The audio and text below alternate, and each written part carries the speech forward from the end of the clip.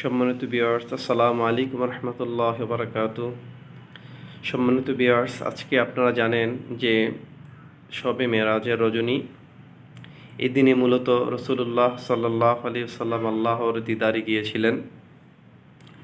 মূলত রসুল্লাহ সাল্লাহ আলাইহি সাল্লাম যখন আল্লাহর কাছে গিয়েছেন, তখন আমরা যখন কারোর সাথে প্রথম সাক্ষাৎ হয়, বিনিময় হয়, আমরা কি বলি? সালাম দিই। প্রতি উত্তরে সালামেরও জবাব দেওয়া হয়। কিন্তু যেহেতু আল্লাহ সুবহানাহু তাআলাকে সালাম দেওয়ার প্রয়োজন নেই, কারণ আল্লাহ সুবহানাহু তাআলা শান্তির ধারক এবং বাহক।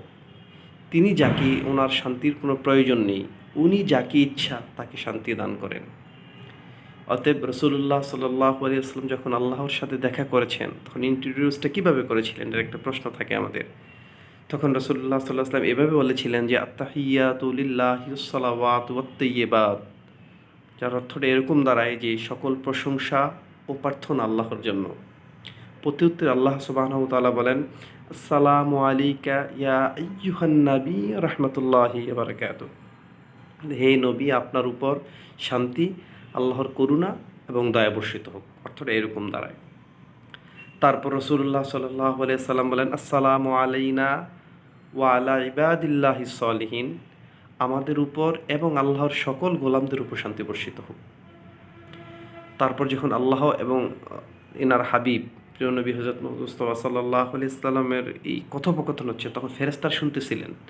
শুনে ওনারা বলতেছিলেন, ফেরেশতারা শুনে বলতেছিলেন যে আশহাদু আল্লা ইলাহা ইল্লাল্লাহু ওয়া আশহাদু আন্না মুহাম্মাদুর আবদুহু ওয়া রাসূলুহু, যে আল্লাহ ছাড়া কোনো ইলাহ নেই, উপাস্য নেই, এবং এও সাক্ষ্য দিচ্ছি যে হযরত মুহাম্মদ মুস্তাফা সাল্লাল্লাহু আলাইহি সাল্লাম আল্লাহ তাআলার বান্দা এবং রাসূল। এই যে একটা কথোপকথন হলো আল্লাহ এবং তার প্রিয় হাবিব হযরত মুহাম্মদ মুস্তাফা সাল্লাল্লাহু আলাইহি সাল্লামের মধ্যে, এই কথোপকথনটা আমরা নামাজে প্রতিনিয়ত পড়ি। যখন বৈঠকে বসি, 2 রাকাতের পরে বসি বা 4 রাকাত পড়লেও, যখন মানে যেটাকে আমরা তাশাহুদ বা আতাহিয়াতু বলে থাকি, এটা পড়ি। যার অর্থটা এরকম দাঁড়ায় যে আমরা যে একটা হাদিস আছে জানি, রাসূলুল্লাহ সাল্লাল্লাহু আলাইহি সাল্লামের একটা হাদিস আছে, আসসালাতু মিরাজুল মুমিনিন, নামাজ হলো মুমিনদের জন্য মিরাজ। ব্যাপারটা এরকমই, কারণ রাসূলুল্লাহ সাল্লাল্লাহু আলাইহি সাল্লাম মিরাজে গিয়ে প্রথম ইন্ট্রোডিউসটা যেভাবে করেছিলেন আল্লাহ সুবহানাহু ওয়া তাআলার সাথে, সেই জিনিসটাই আমরা প্রতিনিয়ত নামাজের সাথে পড়ি। সুবহানাল্লাহ।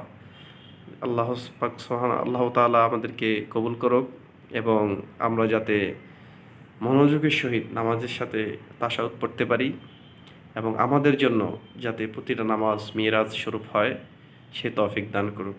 সবাই ভালো থাকবেন। আসসালামু আলাইকুম রহমতুল্লাহ।